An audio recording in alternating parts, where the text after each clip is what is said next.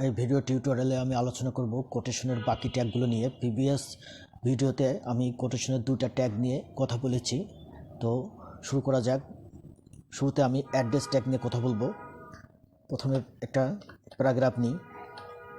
This is my address tag example.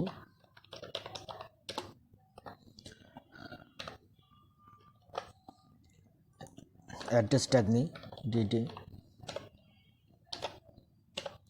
আচ্ছা, address ট্যাগটা কি সেটা জানি যে আমরা কোনো একটা ওয়েব পেজের মধ্যে আমরা কোনো অ্যাড্রেস যদি বা তার ফুল ইনফরমেশন লিখতে হয় তাহলে তখন অ্যাড্রেস ট্যাগের মধ্যে এটা ইউজ হয়। সে একটা এক্সাম্পল দিই। মাই হোম অ্যাড্রেস অ্যাড্রেস ট্যাগের মধ্যে আমি লিখি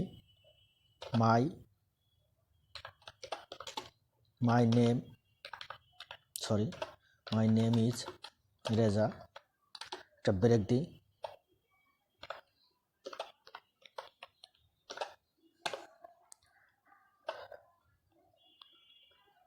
কন্ট্যাক্ট নাম্বার 013042120902। একটা ব্রেক দিই।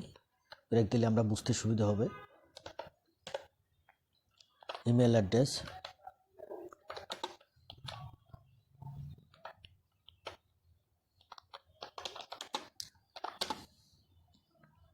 Domain registration panel b@gmail.com।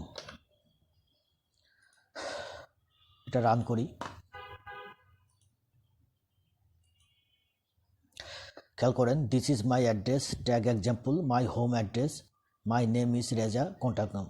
এতটুকু কিন্তু চেঞ্জ হয়েছে। অ্যাড্রেসের মধ্যে যেটা লেখা হবে ওটা কিন্তু ডিফল্টে ইটালিক ফন্টে চলে আসে। এটা অ্যাড্রেস। ব্রাউজার বুঝতে পারে যে এটা একটা অ্যাড্রেস। আশা করি বুঝতে পারছেন। এরপর আলোচনা করব abbr নিয়ে। আমরা এটা সব ডিলিট করি বোঝার সুবিধার্থে। ফাইন, আমরা এবার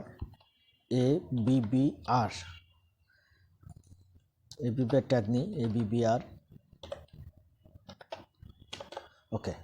abbr মূলত আসছে অ্যাব্রিভিয়েশন থেকে, অর্থাৎ abbr সংক্ষিপ্ত রূপ। আমরা abbr কখন ইউজ করব?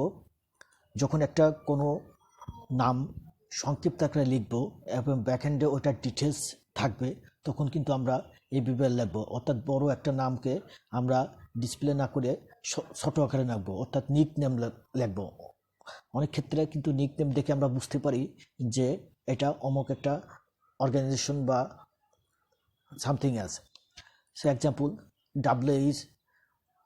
WHO world health organisation, ICTD information and communication technology division. এইসব ক্ষেত্রে কিন্তু আমরা তখন abbr ইউজ করব। আমি এক্সাম্পলে চলে যাই।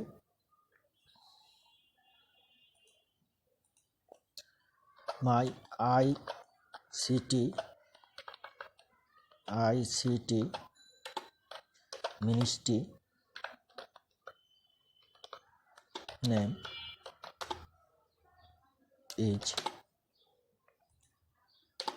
ICTD। এখন এটা রান করি। খেয়াল করেন, মাই ICT ministry name is ICTD।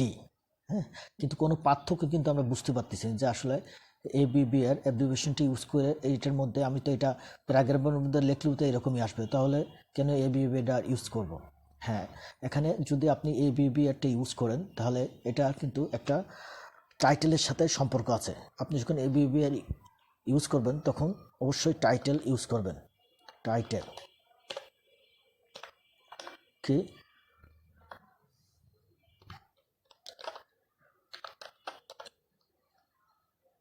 Information and communication technology division. খেয়াল করেন, এখন যদি আমি রান করি তাহলে কিন্তু পার্থক্যটা বোঝা যাবে। রান।